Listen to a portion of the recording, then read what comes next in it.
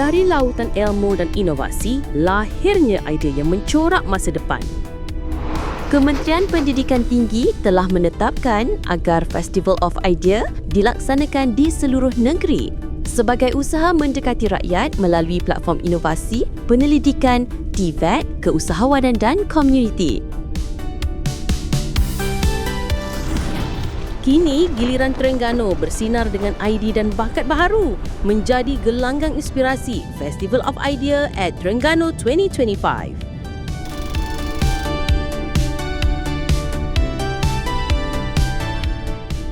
Festival of Idea menggabungkan kepakaran akademia, industri dan rakyat demi masa depan yang lestari dan berdaya saing.